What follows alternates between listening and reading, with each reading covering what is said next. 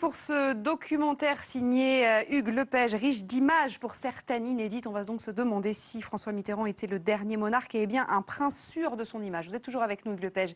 Merci beaucoup. À vos côtés, Michel Cotta, bonjour. Bonjour. Merci beaucoup d'être venu vous voir. Vous êtes évidemment journaliste politique.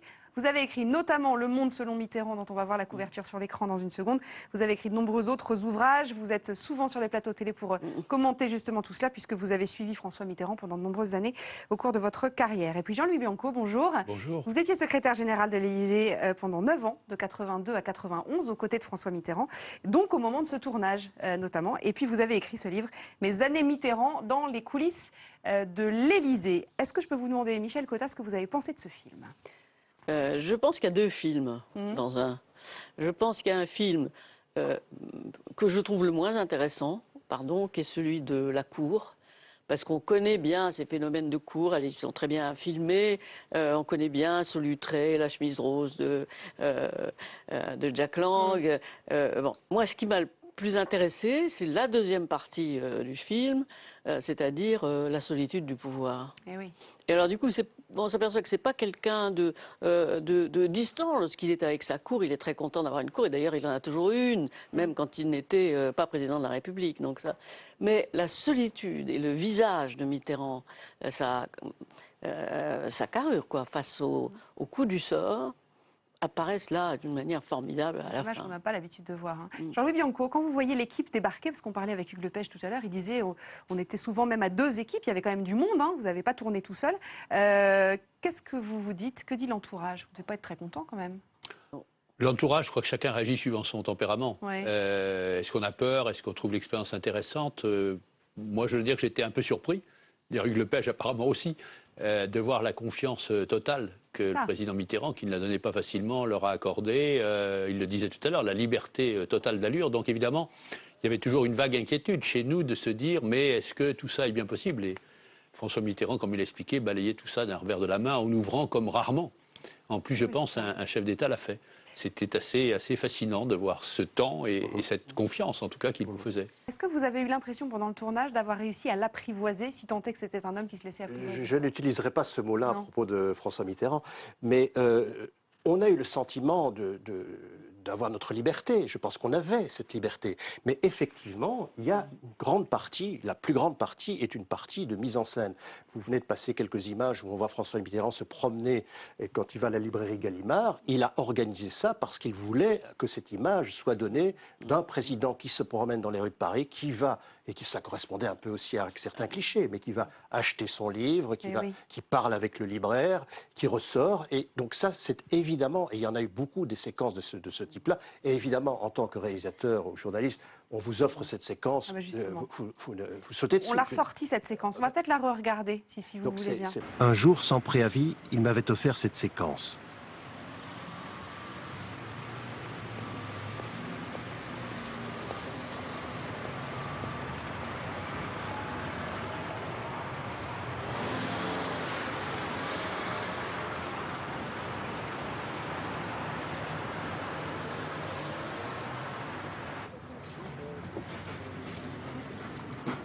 Il m'avait offert cette séquence, dites-vous. Donc vous le vivez comme tel, vous le vivez comme un cadeau. Vous avez le... Oui. Sur le moment, certainement. Sur le moment, je dis c'est formidable. Personne qui fait un film ne peut avoir un autre sentiment. Et puis après réflexion, voilà, je me rends compte tout de même, c'est vrai pour celle-là, mais c'est vrai pour d'autres, il offre, on ne peut pas filmer autrement qu'au fond, dans les conditions qu'il a fixées lui-même. Et une fois de plus, je ne trouve pas ça illégitime. Je comprends très bien quelle est la démarche de l'homme politique ou du chef d'État quand il ouvre ses portes. Mais il faut savoir, je pense que nous devons savoir, nous devons savoir quand nous faisons ces films, que les limites sont quand même assez restreintes, y compris dans la liberté totale dont on parlait tout à l'heure. Justement, Jean-Louis Bianco, est-ce que vous avez eu des consignes par rapport au tournage qui était en cours à l'Élysée? Est-ce que François Mitterrand vous a dit, bon là, vous ne les laissez pas rentrer à tel endroit? Non, jamais. C'était la liberté au-delà même de ce que nous pouvions imaginer. Mais vous comprenez avec le recul pourquoi? Oui, je crois qu'il y a eu cette relation de confiance, encore une fois, qui est assez stupéfiante, parce que vous ne connaissiez pas avant, pratiquement pas. Et je crois qu'il a senti, j'irai un peu dans le même sens que vous, comment ce travail que vous faisiez allait sculpter la statue de Mitterrand pour l'histoire. Il ne travaillait pas pour la communication immédiate, il ne travaillait pas pour qu'on dise du bien de lui, c'est un monsieur qui aime les livres. Il travaillait pour que ce témoignage, avec quelques autres, donne l'image de ce qu'il était pour l'histoire. Pour la postérité. Et je crois que c'était pour ça aussi que ce travail a été aussi long et aussi bien accepté par lui. Il s'est dit, c'est peut-être la seule occasion, l'une des principales occasions que j'aurais de me montrer tel que je suis, mais tel aussi que je souhaite que les autres me voient. Ce genre de choses, vous l'avez vécu, Michel Cotta? Oui, non, mais juste un peu, je trouve que ça explique la première séquence de ce film. Oui. C'est-à-dire qu'on se rend compte quand même que lorsque Mitterrand était capable de sculpter son image, de montrer son image à destination de l'histoire, il était tout à fait d'accord avec le réalisateur et le journaliste. Mais le jour où le journaliste, faisant sa mue de réalisateur, a posé comme question, Monsieur le Président, est-ce que vous procédez aux écoutes chez vous? Il s'est fait jeter. Il n'y a pas d'autre mot.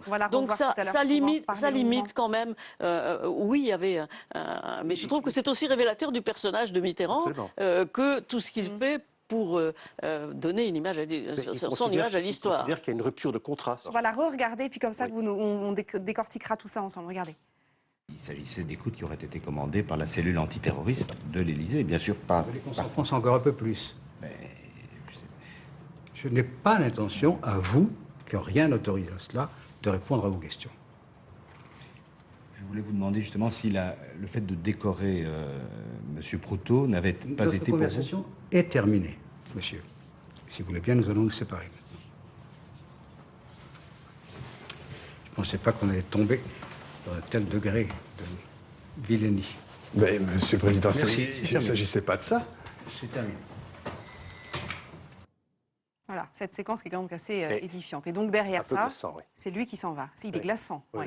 Mais ce que je voulais dire, c'est qu'après cela, je veux dire, Hubert Védrine qui était à 2 pas, ou quelqu'un d'autre à l'Élysée, auprès de lui, écoutez, le président s'est énervé, on va refaire quelque chose. Oui. Non, pas du tout. Silence total, alors que c'était le dernier jour de tournage de ce film-là. Donc rien. Quand vous voyez cette colère très froide, Jean-Louis Bianco, ça vous étonne ou pas? Vous l'avez vu comme ça, le président Mitterrand? Je l'ai vu comme ça, mais je ne m'explique pas encore pourquoi, précisément à ce moment-là, il refuse de répondre. Ah oui. Parce que c'est vrai, sur le fond, qu'il y avait des problèmes de terrorisme graves. C'est vrai que les services français se marchaient sur les pieds. Oui. C'est vrai qu'il a accepté, le président Mitterrand, ce qui était une mauvaise idée, à mon avis, d'avoir une cellule antiterroriste spécialisée à l'Élysée. C'était, à mon avis, pas la place. Ça devait être à l'intérieur et chez le Premier ministre. Ensuite, il y a eu un dérapage. C'est-à-dire des écoutes qui étaient en effet faites pour lutter contre le terrorisme se sont transformées en écoute de personnes, avec une mécanique un peu diabolique, dans laquelle, mon hypothèse à moi, mais les historiens l'écriront, c'est qu'un certain nombre de gens se sont servis de ces écoutes pour ensuite avoir des activités personnelles illégales. Donc il y a eu un dérapage du système, c'est évident. Il y a eu aussi le souci de protéger la sécurité de Mazarine, qui peut tout à fait se comprendre. C'est ça qui provoque la colère froide, d'ailleurs. Mais c'est pour ça que je n'arrive pas complètement à comprendre cette colère froide. C'est un sujet délicat, qu'il n'a visiblement pas envie d'aborder, mais qui le braque complètement. À laquelle il s'était exposé d'ailleurs en acceptant les caméras à l'Élysée. Voilà. Michel Cotta, vous avez été dans ce genre de situation? Ah oui, tout à fait. De colère extrêmement glaçante. Tout à fait, une colère absolument glaçante dont j'ai un souvenir aigu. Je trouve d'ailleurs que c'était pas justifié, mais vous non plus. Bien entendu. Bon, ça faisait partie, on savait très bien quand même que ça faisait partie de son caractère et que moi je ne l'ai jamais vu s'énerver, s'emporter ou avoir l'air nerveux. Ce qu'on savait, c'est la colère froide était vraiment ce qu'il pouvait faire de pire. Il y avait ça et il y avait faites ce que vous voulez. Quand il disait faites ce que vous voulez, l'arrêt de mort était prononcé. Mais c'était il n'a pas dit faites ce que vous voulez. Pour son entourage ou simplement pour les journalistes? Ah non, pour son entourage aussi, bien sûr. Ouais. Bien sûr. Ouais. Et je n'ai jamais connu autre chose que des colères froides, comme celle que Michel Cotta évoquait à l'instant. Je n'ai jamais vu jeter un crayon. Je n'ai jamais vu avoir des signes extérieurs d'énervement, avec un comportement physique d'énervement. Il a gardé une maîtrise même dans la colère. Ce qui nous a frappé, c'est que c'était la première fois que François Mitterrand, je dirais, perdait le contrôle de son image et de sa parole. Vous dites à un moment, le vernis craque d'ailleurs. Je ne suis pas d'accord avec vous. Il ne voulait pas répondre. On peut se demander pourquoi il ne voulait pas répondre. Il ne voulait pas vous répondre là-dessus. Et il vous l'a fait savoir et il ne voulait pas que la conversation continue. Non, mais enfin, on ne peut pas être plus direct. On aurait pu exploiter, c'est ce que nous n'avons d'ailleurs pas fait, mais on aurait pu exploiter, surtout dans la période politique qui était celle-là, ces images d'une manière, je dirais, qui aurait été assez nuisible, ce que nous n'avons d'ailleurs pas fait. Moi, j'ai toujours refusé qu'on utilise ces images hors de leur contexte. Parce que le clash entre un journaliste et un c'est du spectacle, je veux dire, si on n'explique pas ce qu'il y a derrière. Il y a le contexte aussi, je veux dire, c'est le 2 avril 93. Le matin, il y a eu le premier conseil des ministres de la cohabitation avec Balladur. François Mitterrand est physiquement mal dans cette période-là. Et troisièmement, le plus grave de tout peut-être, c'est que Michel Rocard est en train de prendre le pouvoir au PS. Je veux dire, l'accumulation de ces trois éléments fait que dès le début de l'entretien, il y a 25 minutes qui précèdent l'incident. Il est comment d'ailleurs? Il répond laconiquement, à tel point que nous avions décidé de mettre fin très rapidement à l'entretien, parce qu'on a dit on n'en sort pas. Je veux dire, on n'en sort pas. Alors Jean-Louis Bianco, vous à l'époque, vous n'êtes plus à l'Élysée, c'est Hubert Védrine qui vous a succédé, mais si on essaye de se mettre peut-être un petit peu à sa place, dans ces cas-là, qu'est-ce qu'on se dit? On essaye de recoller les morceaux, de demander que la séquence soit pas diffusée, d'aller voir les journalistes en disant bon écoutez, voilà, il n'était pas de bonne humeur, soyez sympa, mettez ça de côté. Comment on fonctionne? Ça dépend des gens, encore une fois. Moi, je ne l'aurais pas fait comme ça parce que je pense que ça aurait été nuisible au président, de toute manière. À partir du moment où il a accepté la règle du jeu, des correctifs, des corrections étaient mal. Je pense qu'Hubert Védrine a réagi ou aurait réagi comme moi. Il vous a bien dit, Hubert Védrine. C'est le cas, c'est le cas. Il n'y a pas eu un mot de plus. Alors, la grande question qui est posée par le documentaire, c'est donc sur le fait qu'il ait ou non maîtrisé son image. Est-ce que vous diriez, Michel Cotta, 20 ans après sa disparition, qu'il a effectivement maîtrisé son image? Il ne l'a pas toujours fait, mais il l'a fait. Je trouve qu'il était tout à fait au courant et conscient de l'image qu'il voulait donner.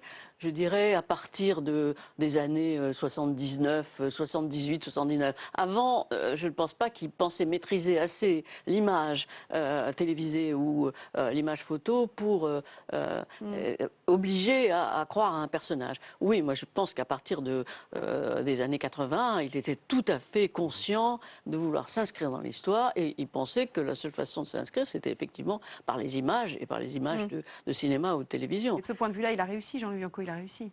Il a réussi, mais il était attaché aussi, alors toujours dans la construction des images, les grands travaux. Oui. Le Louvre, la grande bibliothèque. Il voulait laisser sa trace dans l'histoire, et en effet, il est arrivé. Et je crois qu'il était attaché aussi, alors ça ne se traduit pas forcément directement par les images, à l'idée de montrer la trace de son action. La trace de son action, c'est aussi la main de Kohl qu'il serre à un moment très, très émouvant. C'est aussi la construction de l'Europe. C'est aussi le livre de la France de l'Allemagne. Donc c'était l'image de son action, pas seulement l'image du personnage historique Mitterrand. Non, mais quand il invite les journalistes à Latché ou qu'il va faire la Roche de Solutré avec les journalistes... C'est clair, mais il aimait bien le phénomène de cour, il aimait évidemment bien, mais à mon avis, il n'en était pas dupe. Combien de fois je l'ai vu ironiser à l'égard de courtisans qui en faisaient trop et les renvoyer dans leur marque. Michel Cotta a dû voir ça aussi très souvent. Il aimait bien ça, mais il n'était absolument pas dupe. Quand il dit les prochains seront des comptables, vous le citez d'ailleurs dans ce oui, en fait, c'est une phrase qui est reprise du film de Guédiguian, oui, où c'est Michel Bouquet qui incarne François Mitterrand qui dit ça, mais une phrase qu'il aurait pu dire, et peut-être qu'il l'a dit. Après, il sort de la basilique Saint-Denis, où il pense, je crois que c'est là qu'il aurait dû être enterré, probablement à côté des rois de France. Mais en tout cas, il dit, après, j'aurais été le dernier président. Après moi, il n'y aura que des comptables ou des financiers. Ben, il n'a pas eu tout à fait tort. Alors voilà, qu'est-ce que vous en pensez, vous, le politique, Jean-Louis Bianco? Il n'a pas tout à fait tort? Je pense qu'il n'y a personne qui ait sa stature et que probablement, historiquement, c'est très difficile. Ne serait-ce que parce qu'il est le premier président de gauche, ne serait-ce parce qu'il y a 2 septennats, qui fait 14 ans, dans une époque historique où les bouleversements du monde se font. Et puis c'est vrai qu'il était parfaitement à l'aise dans ses habits de monarque présidentiel, 5e République. Il l'a vigoureusement critiqué avant, il l'a exercé en étant très à l'aise. Il a d'ailleurs dit souvent cette constitution est épouvantable avant moi, elle le redeviendra après moi. Donc il y a une sorte d'orgueil, mais avec une pointe d'humour aussi. Sur la fonction présidentielle, Michel Cotta, on dit beaucoup que Nicolas Sarkozy et François Hollande ont galvaudé cette fonction et qu'elle est morte en fait avec leur arrivée au pouvoir parce qu'on a pipolisé tout ça. Oui, c'est vrai elle a été désacralisée. C'est vrai que ça a beaucoup changé, que c'est sûrement désacralisé. Mais enfin, je ne suis pas sûre que même avant, d'autres auraient eu la stature qu'il a eue, même avant que ce soit pipolisé. Il a effectivement, et vraiment, il a dans son visage quelque chose de marmoréen. Et c'est vrai que maintenant, la notion de monarque ferait carrément rigoler, peut-être. Donc il y a quand même, il correspondait à son temps, et à un temps où le premier président de la République socialiste, de la 5e République socialiste, était obligé d'avoir un poids particulier, un rôle, un poids, et par rapport notamment au général de Gaulle. Et je pense que quelqu'un comme François Hollande garde en lui-même une part de mystère qui est typiquement présidentielle. Je ne connais pas assez Sarkozy pour savoir si c'est le cas. Qu'il cultive ou pas? Qu'il cultive volontairement avec une méthode différente, évidemment, de celle de François Mitterrand. Je raconte les notes du président qui revenaient avec vue. Qu'est-ce que ça veut dire? Ça veut dire vous m'enquiquinez, ça veut dire j'ai vu, ça veut dire faites comme vous voulez. Je trouve que Hollande, à sa manière, a quelque chose d'équivalent, c'est qu'il dit oui. Et les gens repartent convaincus que c'est leur pensée qui a été retenue. Donc il y a une petite part de similitude dans cette volonté de garder sa liberté et de garder une dose de mystère qui est nécessaire à l'exercice de la fonction suprême. Voilà, quand on est au cœur du pouvoir. Ce qui distingue quand même, je pense que c'est une dimension qui est omniprésente. Il y a, je veux dire, la part de l'intellectuel, du littéraire surtout, qui n'est pas présent chez les autres présidents. Je veux dire, il est ancré de la culture, disons les choses comme elles sont, de la culture.